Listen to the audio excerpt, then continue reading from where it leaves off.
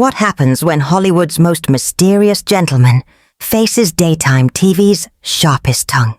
When charm meets cynicism and grace is tested by provocation, what followed was a masterclass in poise.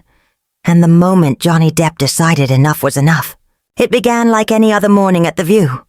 Producers hurried backstage, lights warmed the set, and the audience buzzed with excitement. Outside, fans lined up around West 66th Street for a glimpse of the legendary actor. Johnny arrived early, quiet but magnetic. Black blazer, vintage t-shirt, scarf casually tied, rings glinting under studio lights. He greeted everyone with his signature warmth, shaking hands, complimenting crew members, joking easily with the hosts. Even the most guarded among them couldn't help but smile. But one person wasn't charmed. Joy Behar sat at the table, scribbling notes with sharp intensity, her energy colder than usual. When the cameras rolled, the show began smoothly. Politics, gossip, laughter. But Joy was tense, interrupting, dismissing, her tone edged with impatience. Then came the moment everyone was waiting for. "Please welcome Johnny Depp," Sarah announced. The audience erupted, applause echoing through the studio as Johnny stepped onto the set with easy confidence. "Thanks for gracing us with your presence," Joy said dryly. "Pleasure's all mine," Johnny replied with a polite smile. The first few questions flowed well. Johnny spoke thoughtfully about his new film, a story of loss, friendship, and redemption. His sincerity drew the audience in, but Joy's expression hardened. "Personal, huh?" she interjected. "Convenient. For someone with such a complicated life, you always seem to make yourself the victim." The room fell silent.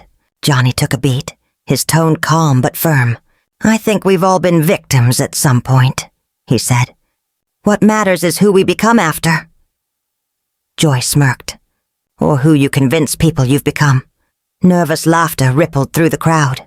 Johnny only smiled faintly. And that quiet composure seemed to unnerve her more than any argument could. By the next segment, tension had settled thick in the air. Johnny remained composed, answering with grace, his stillness radiating strength. When Sarah tried to steer the conversation toward the film's themes of redemption, Johnny leaned in. "We all fall," he said. "But getting back up, that's the real story." Joy chuckled coldly. "Some people just keep falling, though, don't they?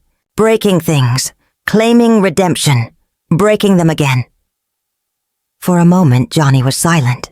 Then he met her gaze, steady and unshaken. "Maybe," he said softly. "But I believe even those people still deserve a chance to stand." The audience erupted, not in laughter this time, but in applause. And as the camera lingered on Joy's unreadable face, one thing was clear. In a battle of words and restraint, Johnny Depp had already won. Many times people say, "I'm sorry." Johnny finally turned his head and looked at her fully, his deep brown eyes calm, yet unreadable.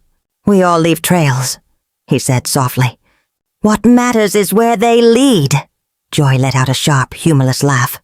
"Oh, very poetic," she sneered. "Maybe you should try that line on your ex-wives." A collective gasp rippled through the studio. Johnny's jaw tightened almost imperceptibly, but his tone remained steady. "Some things," he said quietly, "are better left off this table." Joy leaned forward, her voice dropping to a hiss. "Why, Johnny? Because you don't want people to remember the truth? You don't want them to see past the carefully crafted persona?" Johnny straightened his jacket slowly. "I think people are smart enough to see what they need to see." "People see what you show them," she shot back. "And what you've shown is pain, lawsuits, and chaos. So tell me, why should anyone believe this redemption story of yours?" Johnny studied her for a long, heavy moment, before replying in a calm, measured tone. "Because it's not a story," he said. "It's my life." The tension in the studio was electric. The audience barely breathed as the air grew thick. Even the hosts shifted uneasily in their seats. Joy flipped through her cards with growing irritation. "You know what really bothers me?" she snapped. You act like you deserve sympathy when you've hurt people. Johnny tilted his head slightly.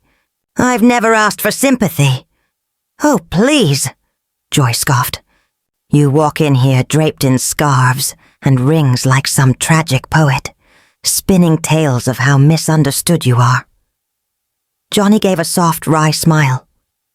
Scarves don't tell stories, Joy. People do. Then tell the real one, she challenged. Tell us about the fights, the headlines, the courtrooms. Johnny's expression didn't change. I think, he said. You've read enough headlines for both of us. A low murmur rippled through the audience. Joy slammed her hand against the table. Don't get cute with me, Johnny. For the first time, his smile faded. I'm not being cute, he said, voice low and even. I'm trying to have a conversation, but all you seem to want is a spectacle.